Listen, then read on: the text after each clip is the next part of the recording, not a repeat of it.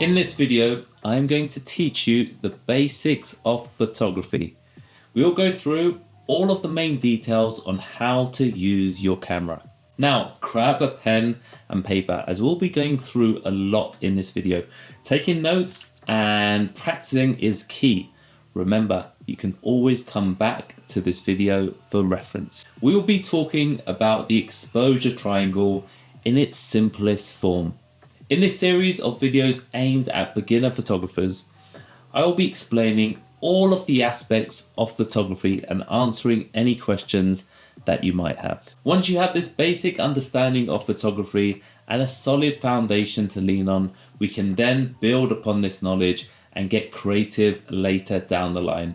First learn to ride your bike and then we can do wheelies later. Make sure that you stay tuned until the end of this video, as I will be sharing my own secret tip on how to get correct exposure on your photos every single time. Now, photography is all about light. If you can get a good understanding of light, you'll truly be well on your way to producing fantastic photos. We gauge the brightness using something called stops of light. And to handle these light stops, we turn to a concept which some of you might have already heard of. It's called the exposure triangle. Think of the exposure triangle as having three main important parts. 1, shutter speed. 2, aperture. And 3, ISO. These three make up the exposure triangle, and each of them does something special to control how much light enters your camera. Okay, so let's talk about the first component of the exposure triangle. When we take a photo, light enters through the lens, travels past the shutter and reaches the camera sensor. The shutter is like a gate in front of your sensor. It opens and lets light in, and then it closes again. If you choose a fast shutter, it means that the gate opens and closes quickly, much like how your eyelid works. This results in less light entering the camera and reaching the camera sensor because the gate is open for a shorter space of time. On the flip side, when you opt for a slower shutter speed, it means that the shutter stays open for a longer duration, allowing more light to enter the camera and reach the camera sensor. Now, from a creative standpoint, consider shutter speed as a choice between capturing a frozen moment in time or having a bit of blur and movement in your image. Generally, especially in scenarios like portraits, wildlife photography, we prefer a faster shutter speed so that we can freeze the action. So shutter speeds like 1/250 or 1/400 or 1/800 and so on. For example, if we are taking a photo of a portrait of a person, they will be moving just a little bit, swaying side to side. So a shutter speed of 1/250 should do the job in freezing the motion and getting us a nice sharp image. But on the other hand, if we were taking pictures of a basketball game and the players and balls will be moving a lot faster, so we'll have to choose a much higher shutter speed to freeze the motion, something like 1/800 or even faster depending on how much light is available. A top tip is to always do a few test shots and then zoom into these images and check that they are nice and sharp. If they're not, it means that your shutter speed was too slow and it just needs to be adjusted. Remember, to freeze action, you can never have a shutter speed that is too fast. Now, if you have a tripod to steady your camera, you might be into night photography or landscape or architecture. In these situations, you can offer a much slower shutter speed. Speeds like 1 second, 2 seconds, 4 seconds, 8 seconds, and so on. This is because the tripod keeps your camera stable, nice and steady, and it prevents any movement of your hand. Also, the subject is not moving. Landscape, architecture, they're stationary. Now, a common issue I see a lot of beginners face in photography is getting blurry images, And surprisingly, it's often not the fault of the camera or the gear, but rather the shutter speed not being fast enough. To ensure sharp images, a helpful tip is to use a shutter speed of 1/250th of a second or faster. This does depend on other factors like choice of lens or the type of subject or how steady your hand is and so on.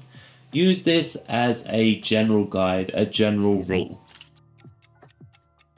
Alright, let's talk about aperture in simple terms.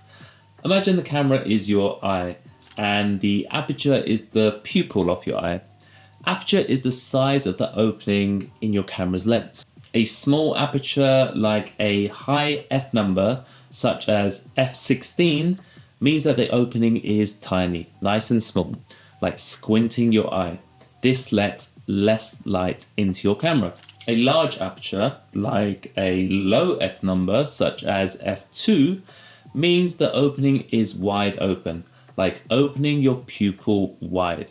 This allows more light into your camera and hits your sensor. Aperture is measured in what we call f-stops. The closer to 0, this means a larger aperture, like f1.4 or f2, is like having your camera's eye wide open, letting in lots of light. Great for low light situations or when you want a nice blurry background. Larger numbers, this indicates a smaller aperture, such as f11 or f16. This is like squinting your camera's eye, allowing less light to come in. This is useful for bright scenes or when you want everything in your photo to be in focus. So when you see those f numbers like f1.4 or f2 or f16, just remember, smaller the number, bigger the opening, the larger the number, the smaller the opening. Now, when we talk about aperture creatively, it's usually about managing something called the depth of field. The depth of field is about deciding how much of the picture will be in focus. With larger apertures like f1.2 for example, you get a really shallow depth of field. This means that only a small part of the image is sharp, drawing attention to the main subject. The rest of the picture becomes beautifully blurry, making your subject stand out from the frame.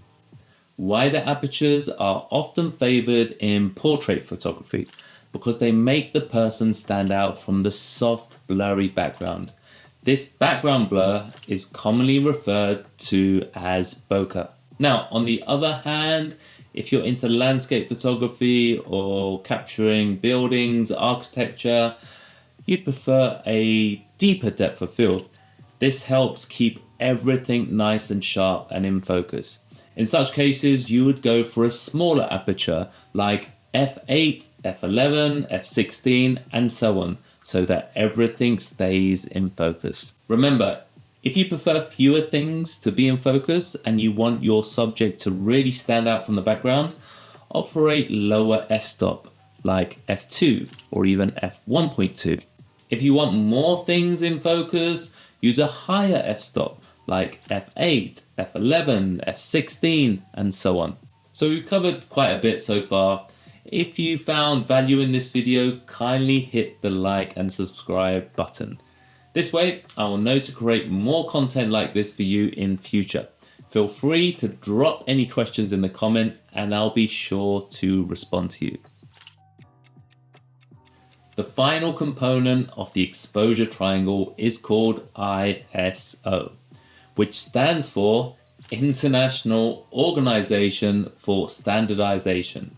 It is not something that you need to remember, and most photographers don't even know what it stands for.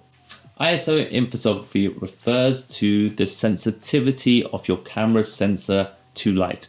Here's a simple breakdown to help you understand ISO. The ideal ISO number allows your camera to achieve good image quality by letting in the right amount of light to hit the image sensor. Low ISO values are better in well-lit situations. On the other hand, when less light is available, you might need a higher ISO to compensate. High ISOs increase the camera's light sensitivity, which is ideal for low light situations. Again, this all depends on a number of factors, on your creative output and what you're trying to achieve as an end goal for your photography. Common stops of ISO are 100, 200, 400, 600, 1000, 1200, and so on. See, ISO does not have a direct creative effect on your photos like shutter speed or aperture. Remember how a slow shutter speed will give you a blurry look? This could be used to show movement in sports and dance, for example. And a low f-stop will give you that blurry background look, which is commonly used in portrait photography, as we want the focus to be on the person and not what is going on in the background. So because of this, you should always concentrate on adjusting your shutter speed and aperture and have these as your priority. High ISO numbers will start to introduce noise and grain into your photos, though this is largely dependent on the quality of your camera body. Now, a lot of beginner photographers think that this is a really big deal, and they always keep their ISO really low as possible, even if this means messing up their shutter speed and aperture. This is a really big mistake. Your shutter speed and aperture are always the most important settings. Getting these correct first, and then if you need to adjust your ISO, do it. If you get this wrong, you could end up with blurry images or have a depth of field that you did not want. Now, with a high ISO, you can reduce the noise in post-production in softwares such as Lightroom, but you can never, and I mean never, unblur a blurry photo. So now that we have learned about the exposure triangle, try this practice tutorial for yourself. When going out to take a photo, let's say that we are doing street photography. I want my subject to be frozen, meaning that I do not want them to be blurry, showing any movement. This is the case most of the time. So I know that I want a minimum shutter speed of 1/250 of a second to freeze the motion. If it is daytime, this will most probably be a lot higher. Remember that you can never go wrong with a fast shutter speed. You are either freezing the motion or not. So for example, 1/250 and 1/2000 will both freeze motion. Your selection just depends on the amount of light that is available to you at the given time. So once you've got your shutter speed selected, you've done a couple of test shots, you zoomed in to make sure they're nice and sharp, then I think about my aperture. Do I want everything that I can see in the scene to be in focus? Or do I want a single subject to be in focus and stand out from the background? So remember, this changes when we are taking pictures of a person. We would normally want the person to stand out from the background, right? So we would use a larger aperture or a low f-stop, f1.2, f2.8, depending on what lens you're using at the time. If we are taking pictures of a landscape or a building, or maybe a crowd of people, we would want the entire picture to be in focus. So we would use a smaller aperture, a higher f-stop, like f6, f8, f11, and so on. Now that I have my shutter and my aperture set, lastly, I will adjust my ISO accordingly. Now, you can set this to auto ISO if you wish and allow the camera to select the correct ISO for you. As you get more advanced and skilled, you will then start to do this manually depending on your creative output of your image. It's always a good idea to get as close as you can to the final image in camera and not rely heavily on the editing process. If the image that we have just taken is too dark and we cannot go lower on our shutter speed because we're already at 1/250 of a second, I will then increase my ISO because I've already selected my aperture depending on the image that I am taking. On the other hand, if my image is too bright and my aperture is set, I will then increase my shutter to go even faster. Remember that you can never have a shutter speed that is too fast. It's either freezing motion or it is not. It is always a good idea to zoom into your photos after you've taken them to make sure that they are nice and sharp. You can do this on all digital cameras these days. I mean, you can even do it on a smartphone. If the picture is blurry, you will then need to adjust your shutter speed accordingly. If the entire area you want to be in focus is not in focus, then you will need to adjust your f-stop accordingly. For example, if we are taking a picture of a group of people and some people are standing behind others, you might be taking a wedding photo or just, a group of people where you have a front row, a middle row and a third row. You might find that the front row is in focus, but the people standing behind them are out of focus. In this situation, you will need to have a higher f-stop, like f6, f8, and increase the depth of field. Now, you might be thinking, how do we actually know if a picture is properly exposed or not? Well, you always want to go by the data and not just rely on what your eye thinks it can see.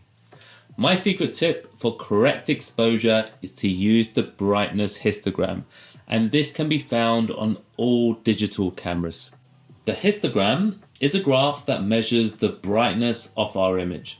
The horizontal axis moves from pure black on the left-hand side of the histogram through shadows, midtones, highlights, all the way to the brightest of whites on the right-hand side. So here you can see that I'm increasing my shutter speed, meaning that less light is hitting the camera sensor. And you can clearly see that the data on the histogram is moving all the way to the left. This is telling us that the image will be on the darker side. Now, if we make our shutter speed slower, allowing more light to enter our camera and hit the sensor, we can see that the data is now moving to the right hand side, showing us that more light is hitting the camera sensor and that we will have a brighter image. What we want is all the data on the graph and nothing to be cut off left or right. The histogram is now telling us that we have correct exposure for the image. I'm going to give you another top tip, and this top tip is to never delete any of your photos when you're out there taking pictures. This is because you can and you will learn a lot from these images when you get back to the big screen. No matter how bad you think they might be, you will notice where you made mistakes and you can adjust for these mistakes next time you are out there taking photos. Okay, so we've been through quite a lot in this video. I really hope you took some notes and I hope you learned something. If you enjoyed this video, then make sure to subscribe to the channel. It costs you nothing at all and it really helps me continue to produce these free videos, this free content just for you. Do make sure that you join the private Facebook group. There's a link in the description below this video. There you'll have direct access to myself, so you can ask me any questions that you wish. You can post your photos for review and meet like-minded people. Also, you can hear about the fantastic workshops that I have coming up. So stay tuned for the next video in this beginner's guide to photography. And of course, make sure you get out there and take those photos.